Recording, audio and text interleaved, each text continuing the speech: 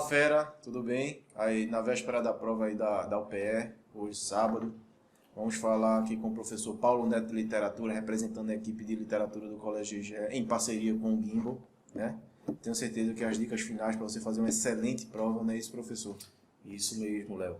E amanhã os feras que irão disputar uma vaga para o curso de letras farão pelo segundo ano consecutivo essa prova específica de literatura. O ano passado houve uma grande expectativa porque era o primeiro ano. Este ano, como já se trata do segundo, enfim, acredito que o fera ele já está mais a par do que ele poderá encontrar nessa prova de amanhã. Até porque também é o segundo e o último ano, já que o ano que vem é o único mecanismo de ingresso na universidade pela Universidade de Pernambuco, além do seriado, será apenas o Enem. Mas vamos lá, vejam bem. Com relação à prova de amanhã, o que é que nós poderemos encontrar? A prova do ano passado ela foi bastante abrangente, então ela vai incorporar desde o período colonial, ou seja, os indícios da literatura no Brasil. Esse período colonial ele seria constituído pelo quinhentismo, que não se trata de uma escola literária especificamente falando, trata-se de uma literatura sobre o Brasil e não do Brasil. E daí nós poderíamos destacar a Carta de Pero Vaz de Caminha e a literatura de catequese do Padre José de Anchieta. Em seguida, nós temos a Era Nacional. E a partir da Era Nacional, o fera já vai se deparar com romantismo, realismo, naturalismo, parnasianismo, simbolismo, enfim. E para destacar desses dois primeiros períodos, vale ressaltar que dentro da lista de obras que é tida como leitura obrigatória pelos feras que vão disputar essa vaga para o curso de letras, podemos destacar Cartas Chilenas e Senhora. Cartas Chilenas, ainda do arcadismo, trata-se de uma obra do gênero satírico, vale ressaltar que é uma narrativa epistolar, através de cartas, trata-se na realidade de 13 cartas, essas cartas foram escritas em versos decassílabos e brancos. Você me pergunta, Paulo, por que brancos? Brancos é todo verso que ele é produzido sem a utilização de rima. E esse detalhe já caiu em várias provas passadas da UPE. Vou anotando. Então, o que é que nós poderíamos encontrar dentro dessas cartas? Na realidade, Tomás Antônio Gonzaga assume o pseudônimo de Critilo, envia as cartas a Doroteu, que seria o pseudônimo dado a Cláudio Manuel da Costa. A crítica é feita ao governador da capitania de Minas Gerais da época, chamado Luiz da Cunha Menezes, ao qual será atribuído o pseudônimo de Fanfarrão Minésio. Para que não fique evidente Vila Rica, Minas Gerais, então utiliza-se Santiago, no Chile, e as cartas são direcionadas ao Doroteu, que supostamente estaria em Madrid, na Espanha. Sempre essa obra vem sendo abordada e vale a pena, fera, você ficar a par de tudo o que ocorre no desenvolvimento da mesma, tá ok? Então, partindo agora para o segundo ponto que eu estava abordando, temos a obra Senhora de José de Alencar. A obra pertence ao romantismo brasileiro, ela data de 1875 e foi dividida em 4 partes: preço, aquitação, posse, resgate. Na realidade, quando se trata de preço, quitação, posse e resgate, temos uma temática inovadora dentro do romantismo, já que o romantismo era muito voltado para o campo da idealização. Na obra Senhora, encontra-se nitidamente a percepção do casamento por interesse, que já poderíamos até denominar uma característica pré-realista. Aí você pergunta, mas Paulo, por que a obra ainda se insere dentro do romantismo? Porque no final, o amor como redenção acaba realmente tomando conta de todo o cenário, levando em consideração ainda a idealização dos personagens. A Aurélia Camargo é tida como uma mulher perfeita. O Fernando Seixas, mesmo tomando algumas atitudes que não venham a condizer com o herói romântico, no final ele acaba se redimindo. Na segunda parte da prova, o fera pode se deparar com questões voltadas já para a literatura moderna. Claro, existem outras tendências, ainda desse primeiro momentinho aí entre romantismo, realismo, naturalismo, parnasianismo. Destaca-se também Machado de Assis, com a famosa obra Dom Casmurro, que o fera deve ter visto ao longo de todo o ano com toda a equipe de literatura do Colégio GGE. Já o modernismo em si, o fera deve dar uma atenção maior. Quando se trata do modernismo, nós temos o modernismo brasileiro dividido em 3 fases. Há o primeiro momento, que foi uma fase denominada de heróica ou iconoclasta, que seria aquela quebra com tudo aquilo que não fosse moderno e esse desejo de inovação por parte dos autores que se destacaram nesse período.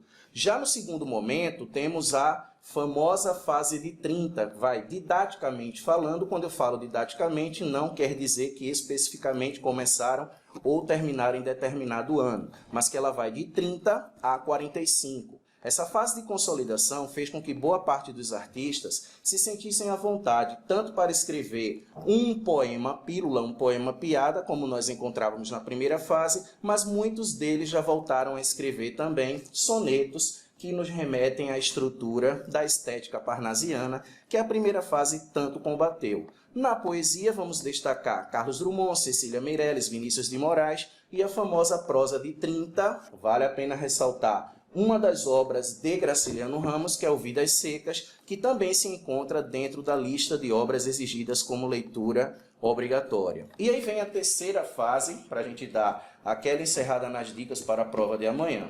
Essa terceira fase ela ficou marcada como neomodernista, até mesmo pelo processo de experimentações linguísticas, enfim. Vamos poder destacamos nesse período aí, Clarice Lispector, Guimarães Rosa, João Cabral de Melo Neto. Como se trata da prova da UPE, é muito comum cair em questões envolvendo, vou destacar um deles aqui para vocês, que é o João Cabral de Melo Neto.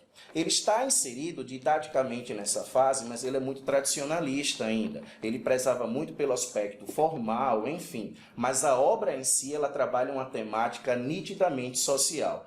Morte e Vida Severina é um texto dramático com um forte teor poético, até mesmo devido à sua construção. E do que trata Morte e Vida Severina? Severino Retirante sai dos limites da Paraíba com Pernambuco, rumo ao centro do Recife, seguindo o trajeto do rio Capibaribe. Ao longo de todo o seu trajeto, Severino se depara apenas com morte, fome, miséria e mais morte.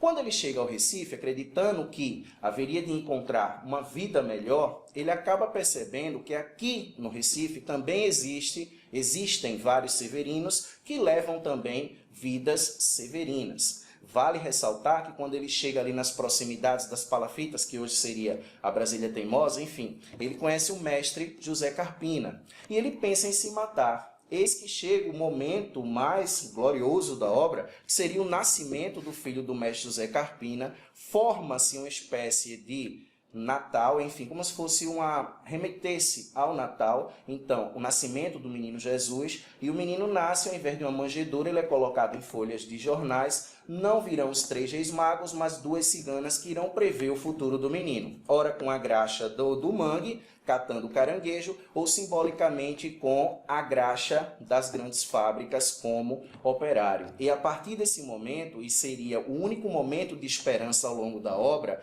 que o mestre José Carpina alerta ao Severino para que ele não se mate, que a explosão de uma vida, mesmo que severina, ela é fruto de esperança para que tenhamos um dia um futuro melhor.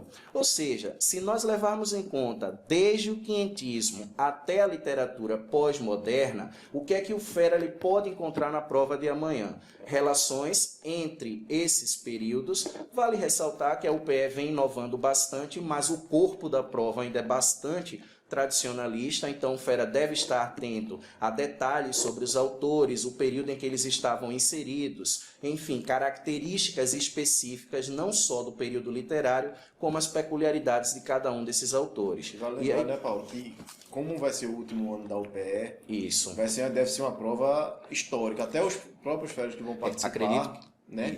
Eles vão querer mostrar exatamente o que a UPE sempre fez, né? Grandes provas, excelentes provas direcionadas. E eu tenho certeza que vai ser também na parte de literatura, vai ser muito bem trabalhado, trazendo a regionalização. Né? E eu acredito também, né, até porque é um perfil da UPE trabalhar bastante os autores pernambucanos. Então, assim, dentro da lista de obras, o Fera não vai se assustar, por exemplo, se ele se deparar com questões envolvendo Manuel Bandeira, envolvendo o próprio João Cabral de Melo Neto, Ariano Suassuna, que é paraibano, mas até devido à morte dele, ocorrida este ano, é bem comum, é bem provável que caia algo também sobre ele. Há um livro também muito interessante do Raimundo Carreiro, que é um autor pernambucano, e chamado A História de Bernarda Soledade, que é a Tigre do Sertão, que é uma obra bem típica do movimento armorial também, que surge na década de 70 e que poderá ser mencionado na prova de amanhã. Eu acredito que o Fera GGE, né, diante da equipe, aí eu quero ressaltar, fazer uma ressalva à equipe de literatura do GGE em específico, que é uma equipe bastante concisa, bastante coesa, bastante coerente.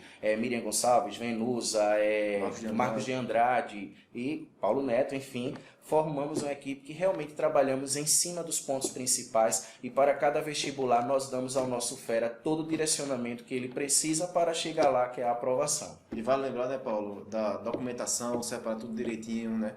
Não esquecer, né? Eu tive nas arenas esses dias e os feras vêm esquecendo muito. Cartão de inscrição, por exemplo. E aí é um desespero danado. Vai na casa de alguém para ver se imprime na hora. Enfim, teve gente querendo mostrar o cartão pelo celular para o pessoal da fiscalização. E realmente eu acredito que, nesse sentido, o fera deve estar bem preparado, organizadinho, leve o que for necessário com relação ao que é preciso como documentação para chegar na hora de entrar no local de prova e não sofrer. Tá bem tranquilo, né? Porque imagina, essa correria, você já sai do foco. Então vai tudo certinho, separa, deixa tudo ali no seu devido chegar lugar. uma hora antes, que essa ideia de chegar em cima da hora e vem um descontrole emocional até você se reconstituir para poder refletir sobre o que está lendo na prova, fica realmente um pouco complicado. Procura sair cedo e eu tenho certeza, com essas dicas, professor, que o senhor deu aqui para os nossos feras, até eu vou chegar e fazer uma prova para poder fechar. Tenho certeza disso. Então, fera, contamos com o seu apoio, a gente está passando apoio para vocês também, vai ter a arena, né, aquela aguinha para o nosso fera, a participação dos professores, da coordenação, e eu tenho certeza, lá no listão, estaremos mais uma vez nos abraçando e comemorando a grande aprovação do Colégio GGE. Não é isso, professor? Isso mesmo, Léo. Valeu, gente. Até mais.